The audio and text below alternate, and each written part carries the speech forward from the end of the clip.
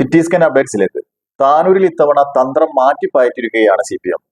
രാഷ്ട്രീയക്കാരെ മാറ്റി പ്രവാസി വ്യവസായി ഷമീർ ഹാജിയെ കളത്തിലിറക്കിയാണ് മണ്ഡലം നിലനിർത്താൻ CPM നീക്കം. AP സുന്നി വോട്ടുകളും തെരഞ്ഞെടുപ്പ് ഫണ്ടും ലക്ഷ്യമിട്ടുള്ള വ്യവസായി പരീക്ഷണം താനൂരിൽ ചലനമുണ്ടാക്കാനാകുമോ എന്നാണ് ഉറ്റുനോക്കുന്നത്. വി അബ്ദുറഹ്മാൻ എന്ന അധികായന്റെ പിൻഗാമിയായി എത്തുന്ന ഷമീർ ഹാജിക്ക് മുന്നിൽ യുവതുർക്കിയായ PK നവാസ് ഉയർത്തുന്ന വെല്ലുവിളികളും ചെറുതല്ല. താനൂരിലെ പുതിയ രാഷ്ട്രീയ സമവാക്യങ്ങളിലേക്ക്.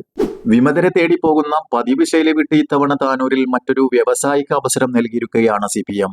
പ്രവാസി വ്യവസായി ഷമീർ ഹാജിയെ ഇറക്കുന്നതിലൂടെ AP സുന്നി വോട്ടുകൾ ഒന്നടങ്കം പെട്ടിയിലാക്കാമെന്നാണ് കണക്കുകൂട്ടൽ.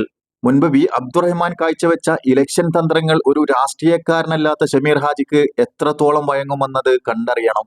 താനൂരിലെ ഇടത് സ്വതന്ത്ര സ്ഥാനാർത്ഥി ഷമീർ ഹാജിയും കുടുംബവും കാന്തപുരം AP അബൂബക്കർ മുസ്ലിയാരുമായി അടുത്ത ബന്ധം പുലർത്തുന്നവരാണ്. മിക്ക സുന്നി സ്ഥാപനങ്ങളുടെയും സഹകാരികളായ ഈ കുടുംബത്തിന്റെ സ്വാധീനം വോട്ടായി മാറുമെന്ന പ്രതീക്ഷയിലാണ് ഇടത് ക്യാമ്പ്. 2009 പൊന്നാനിയിൽ ഹുസൈൻ രണ്ടത്താണിയെ ഇറക്കി നടത്തിയ പരീക്ഷണത്തിന് സമാനമായ ഒരു നീക്കമായാണ് രാഷ്ട്രീയ നിരീക്ഷകർ ഇതിനെ കാണുന്നത്. എന്നാൽ ഇടതിന്റെ ഈ ബിസിനസ് കാർഡിനെ നേരിടാൻ UDF ഇറക്കിയിരിക്കുന്നത് MSF സംസ്ഥാന അധ്യക്ഷൻ PK നവാസിനെയാണ്. AP സമസ്തയിലെ ഒരു വിഭാഗം വോട്ടുകൾ ഹാജി കൊണ്ടുപോയാലും മറ്റ് മുസ്ലിം സംഘടനകളുടെയും യുവാക്കളുടെയും വോട്ടുകൾ തനിക്ക് അനുകൂലമാകുമെന്ന് നവാസ് വിശ്വസിക്കുന്നു.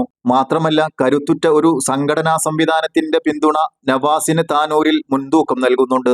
ഉസ്താദിന്റെ അടുത്ത ആളെന്നാണ് ഷമീർ ഹാജി വിശേഷിപ്പിക്കപ്പെടുന്നതെങ്കിലും ഔദ്യോഗികമായി ഒരു സ്ഥാനാർത്ഥിക്കും പിന്തുണ നൽകിയിട്ടില്ലെന്നാണ് AP സമസ്ത വൃത്തങ്ങൾ അറിയിക്കുന്നത്.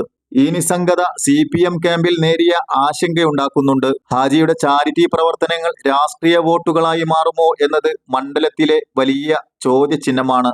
അബ്ദുറഹ്മാന്റെ പിൻഗാമിയായി ഷമീർ ഹാജി എത്തുമ്പോൾ താനൂർ വീണ്ടും ഒരു പരീക്ഷണശാലയാവുകയാണ്.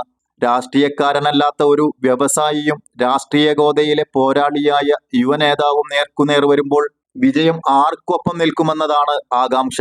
താനൂരിലെ തീരദേശ വോട്ടുകളും മതസംഘടനാ വോട്ടുകളും ആരെ തുണക്കുമെന്നത് വരും ദിവസങ്ങളിൽ വ്യക്തമാകും. ആഘോഷങ്ങൾക്ക് നിറം പകരാൻ കസ്റ്റം ഡിസൈൻ കേക്കുകൾ ഫ്രെഡോയിൽ, കൂടാതെ Arabic sweets, north Indian sweets, baklava, kunafa തുടങ്ങിയവയും. ഓരോ രുചിയിലും ആഘോഷത്തിന്റെ സ്പർശം.